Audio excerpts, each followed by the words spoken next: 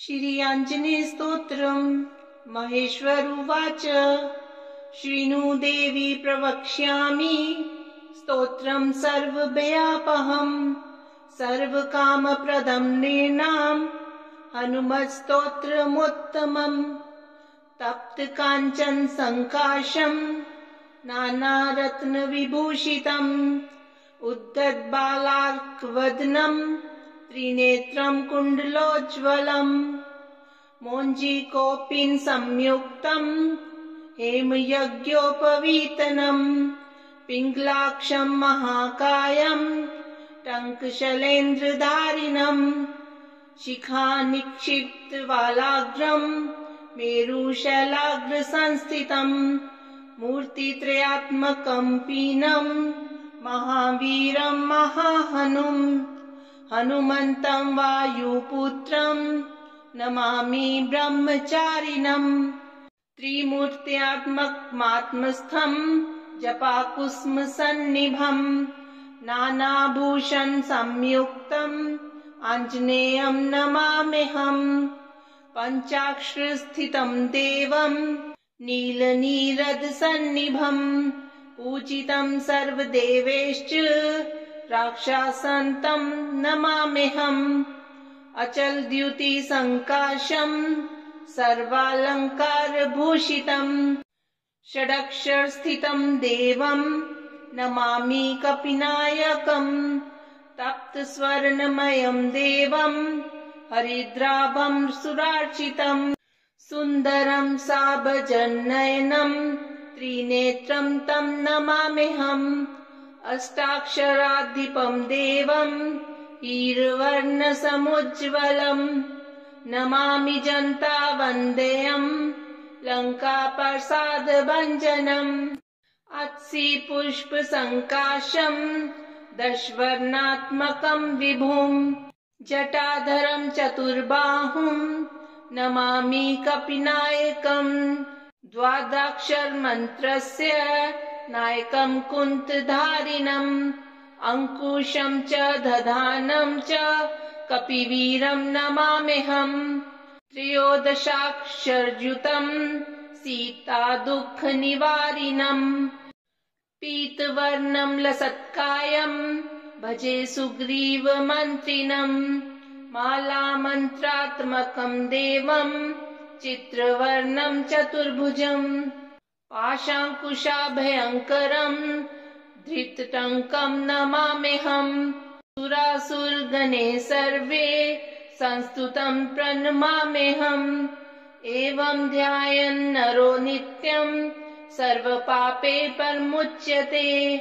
प्राप्नोति चिन्तितम् कार्यम् शीघ्रमेव न संशयः। शृणु देवी प्रवक्ष्यामि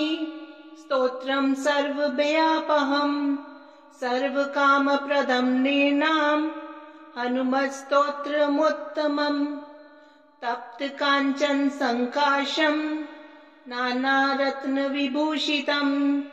उद्धतबालार्कवदनम् त्रिनेत्रम् कुण्डलोज्ज्वलम् मोञ्जीकोपीन संयुक्तम् हेमयज्ञोपवीतनम् पिङ्गलाक्षम् महाकायम् टङ्कशलेन्द्रधारिणम् शिखानिक्षिप्तवालाग्रम् मेरुशैलाग्रसंस्थितम्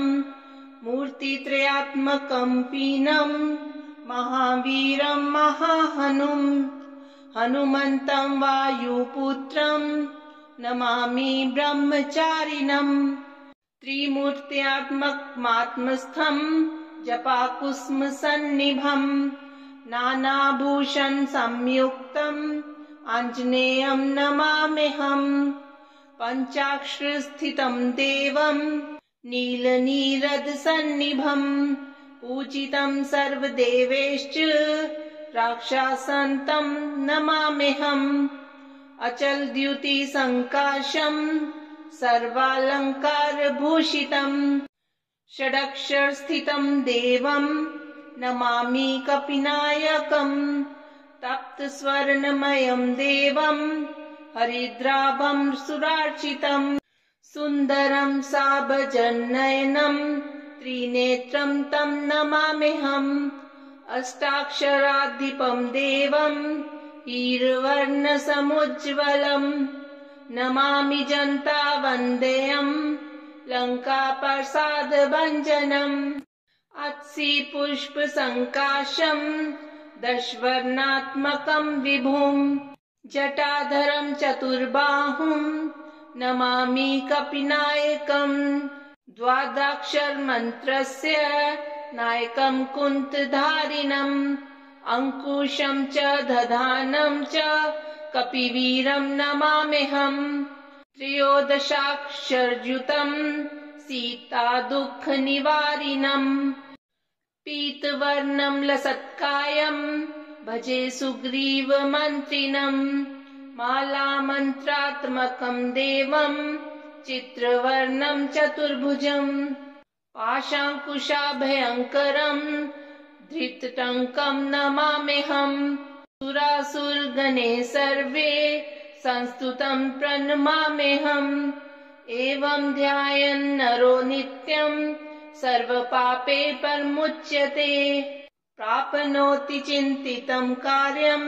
शीघ्रमेव न संशयः शृणु देवी प्रवक्ष्यामि स्तोत्रं सर्वभयापहम् सर्वकामप्रदं नृणाम् हनुमत्स्तोत्रमुत्तमम् तप्तकाञ्चन सङ्काशम् नानारत्नविभूषितम् उद्धतबालार्कवदनम् त्रिनेत्रं कुण्डलोज्ज्वलम् मोञ्जीकोपीन संयुक्तम् हेमयज्ञोपवीतनम् पिङ्गलाक्षं महाकायम् टङ्कशैलेन्द्रधारिणम् शिखानिक्षिप्तवालाग्रम् मेरुशैलाग्रसंस्थितम् मूर्तित्रयात्मकम् पीनम् महावीरं महाहनुम् हनुमन्तं वायुपुत्रम् नमामि ब्रह्मचारिणम्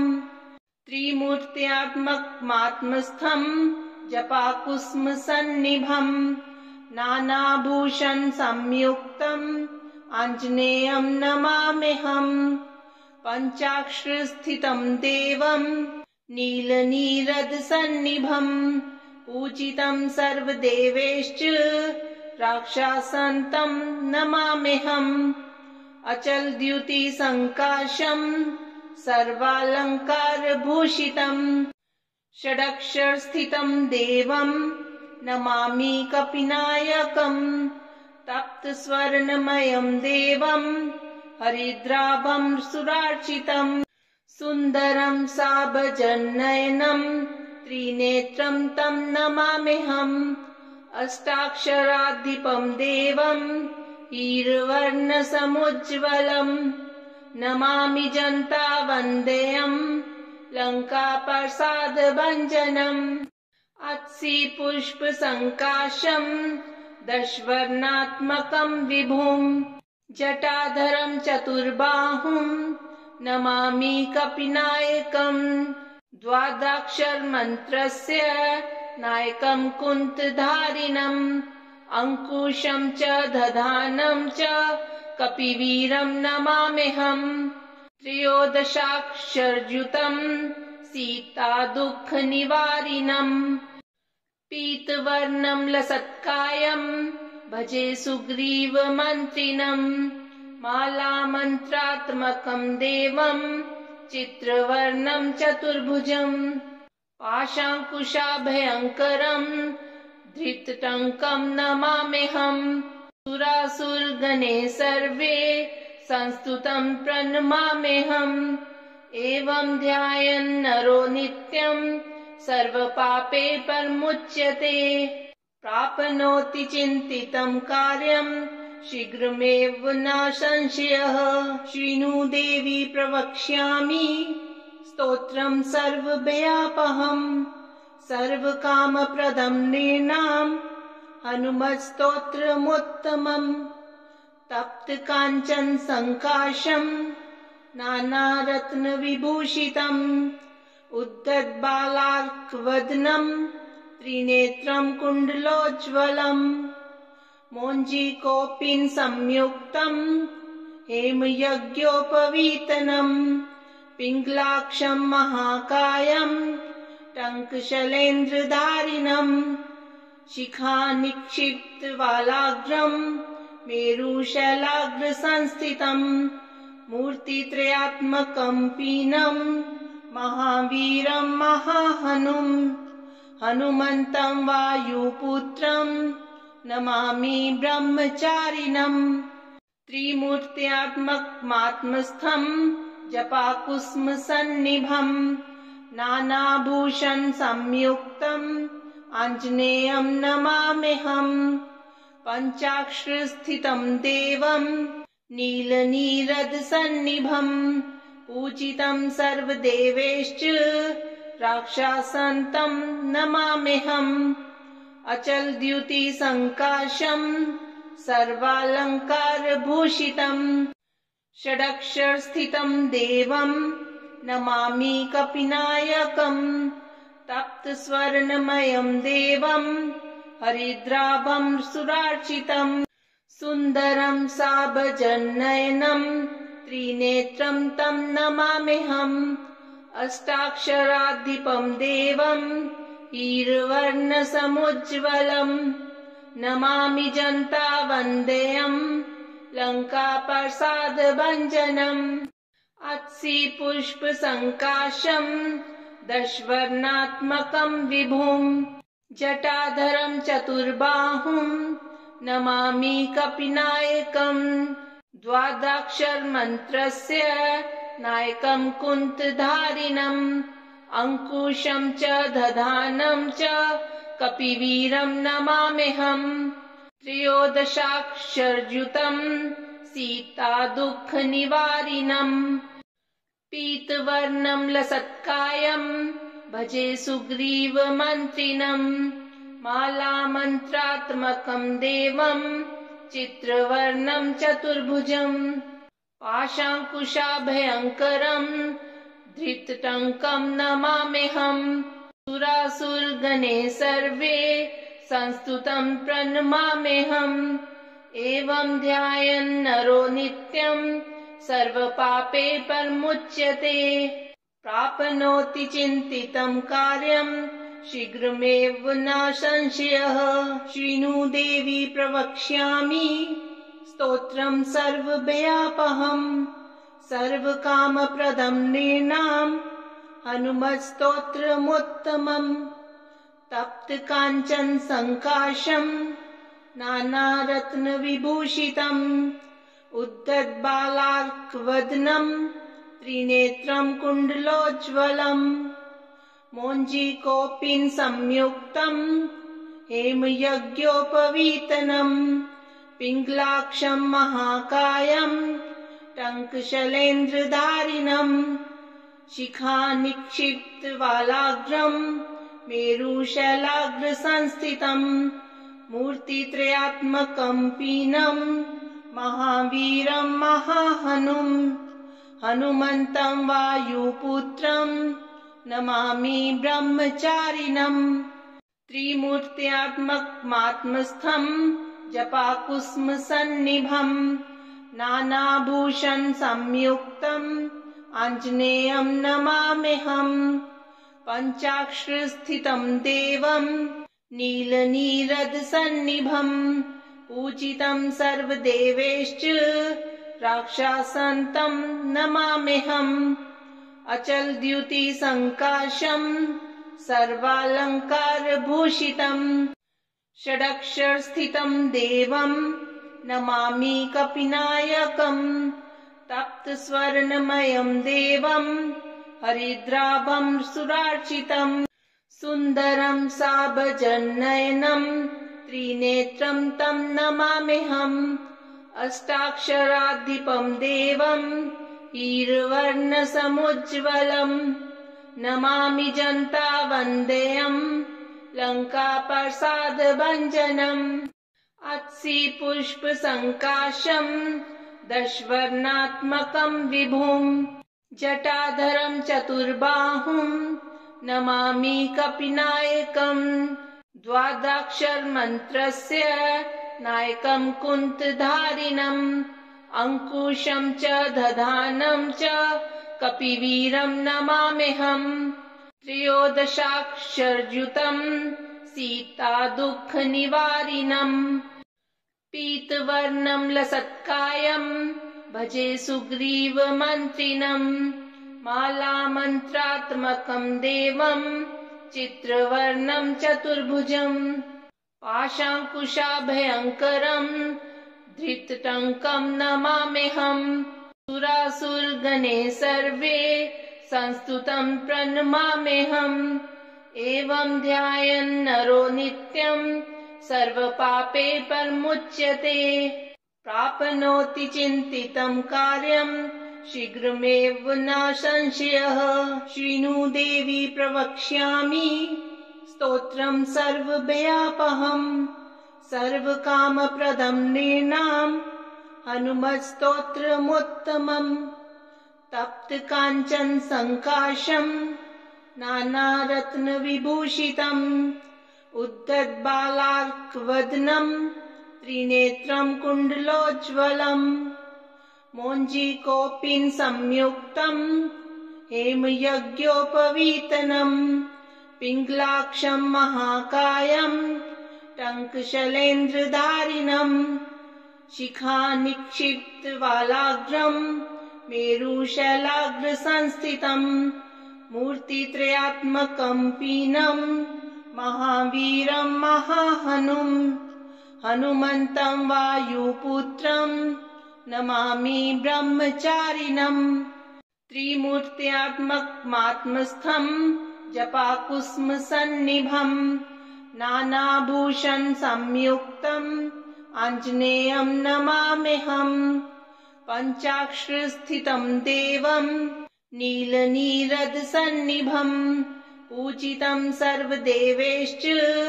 राक्षसान्तं नमाम्यहम् अचलद्युतिसङ्काशं सर्वालङ्कारभूषितं षडक्षरस्थितं देवं नमामि कपिनायकम् तप्तस्वर्णमयं देवं हरिद्राभं सुरार्चितं सुन्दरं साभजनयनं त्रिनेत्रं तं नमाम्यहम् अष्टाक्षराधिपं देवं हीरवर्णसमुज्ज्वलम् नमामि जन्तावन्देयं लङ्काप्रसादभञ्जनम् अत्सि पुष्पसङ्काशं दशवर्णात्मकं विभुम् जटाधरं चतुर्बाहुं नमामि कपिनायकम् द्वादशाक्षरमन्त्रस्य नायकं कुन्तधारिणम् अंकुशं च दधानं च कपिवीरं नमाम्यहम् त्रयोदशाक्षरयुतं सीतादुःखनिवारिणम् पीतवर्णं लसत्कायं भजे सुग्रीवमन्त्रिणम्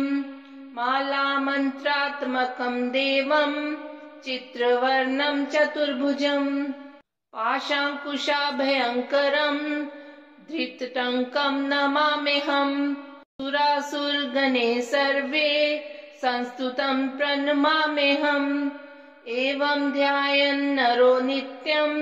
सर्वपापे परमुच्यते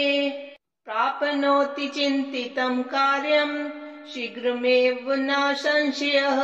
शृणु देवी प्रवक्ष्यामि स्तोत्रं सर्वभयापहम् सर्वकामप्रदं नृणां हनुमत्स्तोत्रमुत्तमम् तप्तकाञ्चन संकाशं नानारत्नविभूषितम् उद्धतबालार्कवदनं त्रिनेत्रं कुण्डलोज्ज्वलम् मोञ्जीकोपीन संयुक्तं हेमयज्ञोपवीतनम्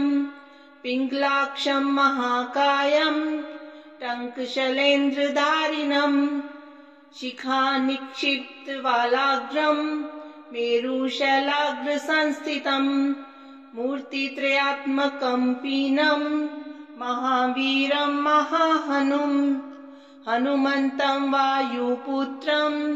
नमामि ब्रह्मचारिणम् त्रिमूर्त्यात्मकमात्मस्थं जपाकुस्म सन्निभं नानाभूषण संयुक्तम्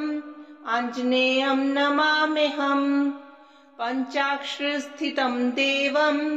नीलनीरदसन्निभं पूजितं सर्वदेवैश्च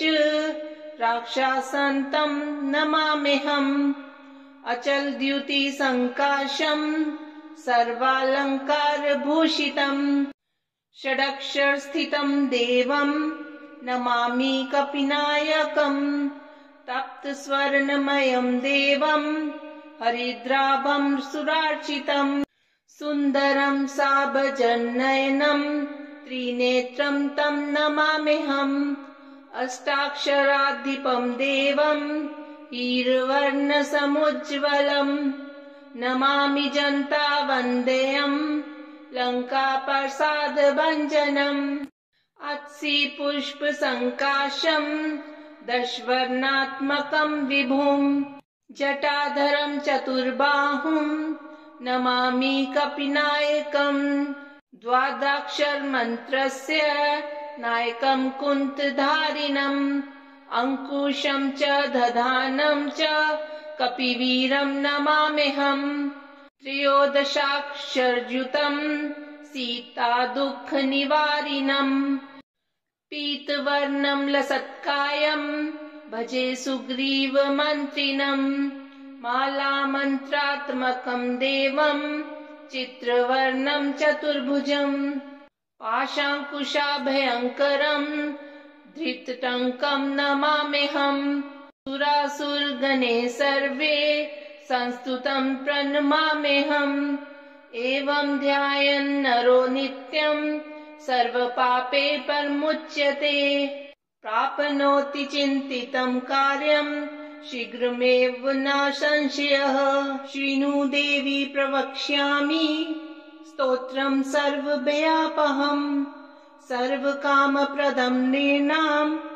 हनुमत्स्तोत्रमुत्तमम् तप्तकाञ्चन सङ्काशं नानारत्नविभूषितम् उद्धतबालार्कवदनं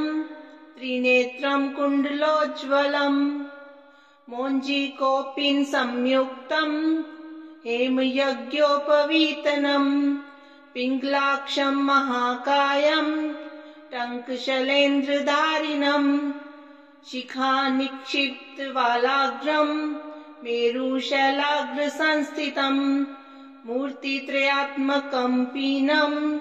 महावीरं महाहनुम् हनुमन्तं वायुपुत्रं नमामि ब्रह्मचारिणम् त्रिमूर्त्यात्मकमात्मस्थं जपाकुस्म सन्निभं नानाभूषण संयुक्तम् आञ्जनेयं नमाम्यहम् पञ्चाक्षरस्थितं देवं नीलनीरदसन्निभं पूजितं सर्वदेवैश्च राक्षसान्तं नमाम्यहम् अचलद्युतिसङ्काशं सर्वालङ्कारभूषितं षडक्षरस्थितं देवं नमामि कपिनायकम् तप्तस्वर्णमयं देवं हरिद्राभं सुरार्चितं सुन्दरं साभजनयनं त्रिनेत्रं तं नमाम्यहम् अष्टाक्षराधिपं देवं हीरवर्णसमुज्ज्वलं नमामि जन्तावन्देयं लङ्काप्रसादभञ्जनम् अत्सि पुष्पसङ्काशं दशवर्णात्मकं विभुं जटाधरं चतुर्बाहुं नमामि कपिनायकम् द्वादशाक्षरमन्त्रस्य नायकं कुन्तधारिणम् अंकुशं च दधानं च कपिवीरं नमाम्यहम् त्रयोदशाक्षरयुतं सीतादुःखनिवारिणम् पीतवर्णं लसत्कायं भजे सुग्रीवमन्त्रिणम् मालामन्त्रात्मकं देवं चित्रवर्णं चतुर्भुजम् पाशाङ्कुशाभयङ्करं धृतटङ्कं नमाम्यहम् सुरासुरगणे सर्वे संस्तुतं प्रणमाम्यहम् एवं ध्यायन् नरो नित्यं सर्वपापे परमुच्यते प्राप्नोति चिन्तितं कार्यं शीघ्रमेव न संशयः शृणु देवी प्रवक्ष्यामि स्तोत्रं सर्वभयापहम् सर्वकामप्रदं नृणां हनुमत्स्तोत्रमुत्तमम् तप्तकाञ्चन सङ्काशम् नानारत्नविभूषितम् उद्धतबालार्कवदनम् त्रिनेत्रं कुण्डलोज्ज्वलम् मोञ्जीकोपीन संयुक्तम् हेमयज्ञोपवीतनम् पिङ्गलाक्षम् महाकायम् टङ्कशलेन्द्रधारिणम् शिखानिक्षिप्तवालाग्रम् मेरुशैलाग्रसंस्थितम् मूर्तित्रयात्मकम् पीनम् महावीरम् महाहनुम् हनुमन्तं वायुपुत्रम् नमामि ब्रह्मचारिणम् त्रिमूर्त्यात्मकमात्मस्थम् जपाकुसुमसन्निभम्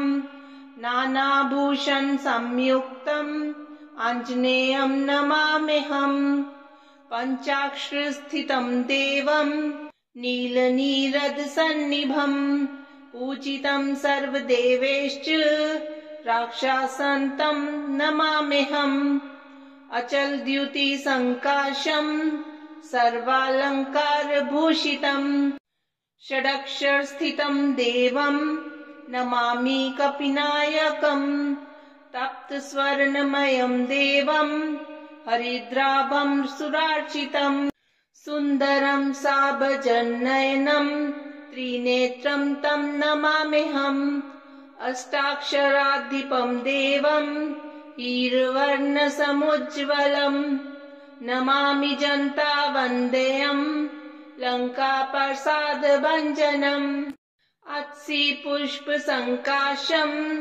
दशवर्णात्मकम् विभुम् जटाधरं चतुर्बाहुम् नमामि कपिनायकम्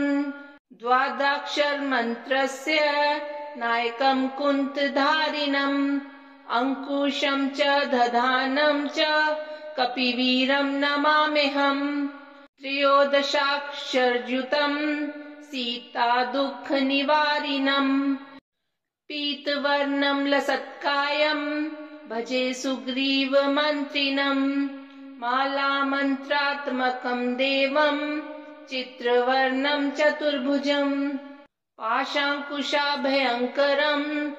धृतटङ्कं नमाम्यहम् सुरासुरगणे सर्वे संस्तुतं प्रणमाम्यहम्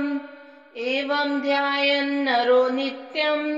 सर्वपापे परमुच्यते प्राप्नोति चिन्तितं कार्यं शीघ्रमेव न संशयः शृणु देवी प्रवक्ष्यामि स्तोत्रं सर्वभयापहम् सर्वकामप्रदं नृणां हनुमत्स्तोत्रमुत्तमम् तप्तकाञ्चन सङ्काशम् नानारत्नविभूषितम् उद्धतबालार्कवदनम् त्रिनेत्रं कुण्डलोज्ज्वलम् मोञ्जीकोपीन संयुक्तम् हेमयज्ञोपवीतनम् पिङ्गलाक्षम् महाकायम् टङ्कशलेन्द्रधारिणम् शिखानिक्षिप्तवालाग्रम् मेरुशैलाग्रसंस्थितम् मूर्तित्रयात्मकम् पीनम् महावीरम् महाहनुम् हनुमन्तं वायुपुत्रम् नमामि ब्रह्मचारिणम् त्रिमूर्त्यात्मकमात्मस्थम् जपाकुसुमसन्निभम् नानाभूषण संयुक्तम् आञ्जनेयं नमाम्यहम् पञ्चाक्षरस्थितं देवम् नीलनीरदसन्निभम् पूजितं सर्वदेवैश्च राक्षसन्तं नमाम्यहम् अचलद्युतिसङ्काशम् सर्वालङ्कारभूषितम् षडक्षरस्थितं देवं नमामि कपिनायकम् तप्तस्वर्णमयं देवं हरिद्राभं सुरार्चितम् सुन्दरं साभजनयनं त्रिनेत्रं तं नमाम्यहम् अष्टाक्षराधिपं देवं हीरवर्णसमुज्ज्वलम् नमामि जन्तावन्देयम् लङ्काप्रसादभञ्जनम् अत्सि पुष्पसङ्काशम् दशवर्णात्मकं विभुम् जटाधरं चतुर्बाहुम् नमामि कपिनायकम् द्वादशाक्षरमन्त्रस्य नायकं कुन्तधारिणम् अंकुशं च दधानं च कपिवीरं नमाम्यहम् त्रयोदशाक्षरयुतं सीतादुःखनिवारिणम् पीतवर्णं लसत्कायं भजे सुग्रीवमन्त्रिणम् मालामन्त्रात्मकं देवं चित्रवर्णं चतुर्भुजम् पाशाङ्कुशाभयङ्करं धृतटङ्कं नमाम्यहम् सुरासुरगणे सर्वे संस्तुतं प्रणमाम्यहम् एवं ध्यायन् नरो नित्यं सर्वपापे परमुच्यते प्राप्नोति चिन्तितं कार्यं शीघ्रमेव न संशयः शृणु देवी प्रवक्ष्यामि स्तोत्रं सर्वभयापहम् सर्वकामप्रदं नृणाम्